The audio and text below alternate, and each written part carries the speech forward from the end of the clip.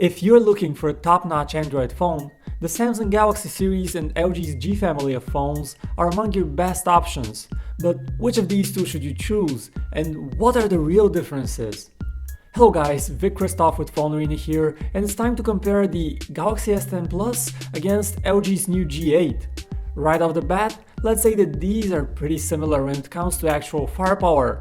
You have the Snapdragon 855 chip on both of them, you have 128 gigs of storage on board, double that of last year's models, and the only slight difference is that the G8 has 6 gigs of RAM, while the Galaxy comes with 8 GB of RAM, but that's about it. Both phones keep useful options like the 3.5mm headphone jack and the microSD card expansion slot, so that's nice. Now where the differences do show more is in the looks. The Galaxy S10 Plus really nailed it with an extremely refined design this year. The phone is curved just slightly around the edges, so it's comfortable to hold, it's extremely thin, and the size feels reasonable even with a case on it, and it's got almost non-existent bezels around the screen. Now the LG G8 on the other hand, well, it looks a bit dated honestly.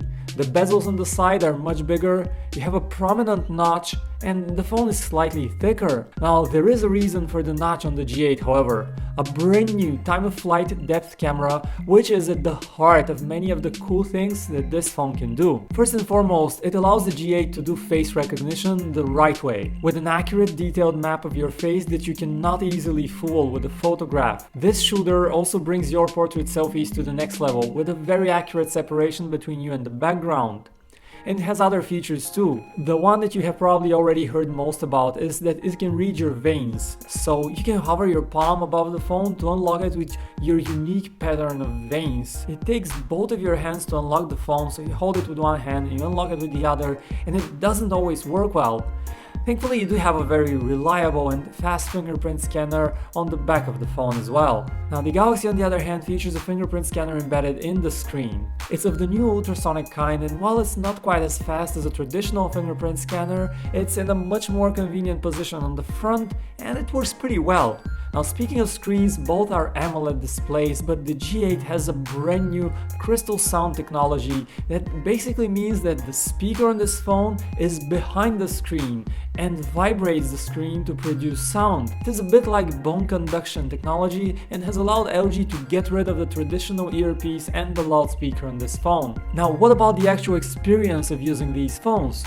While both run Android 9 Pie, the custom interfaces on top of that are quite different. Samsung's new One UI is a welcome exercise in restraint, as it strips off unneeded options and optimizes the experience for one-handed use. For example, swipe down twice and the screen brightness slider is now at the bottom, right where your finger is, and you don't need to stretch all the way to the top. LG on the other hand has introduced a ton of new features that remind us of the past. The new air motion gesture controls, we had something like this back in the day with TouchWiz. Now these allow you to hover your hand above the screen to do things like control media playback, adjust volume, or take a screenshot. Those sure look good as a proof of concept, but in reality they seem very fiddly, and some work in apps but not in all apps. And after all, who would realistically bother with these complex air gestures to control the volume when you can just press the volume buttons? Now turning to the cameras, you have a triple camera system on the Galaxy with the regular, tele and ultra-wide shooters,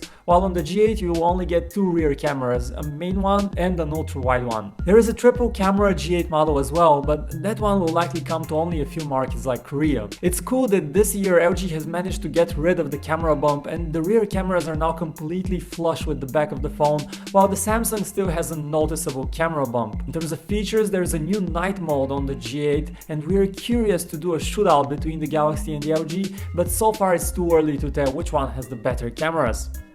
On the battery front, you have a 3500 mAh juicer on the G8 and a substantially bigger 4100 mAh battery on the Galaxy S10 Plus. Both phones support wireless charging, as you'd expect, and the Galaxy has a reverse charging option as well that allows you to charge up your compatible wireless headphones, for example. And this rounds up our quick first look comparison between the new LG G8 and the Galaxy S10 Plus. The S10 series goes on sale in early March and you can already pre-order, while the G8 is coming sometime in the next few weeks. We also expect the LG to cost less than the Galaxy.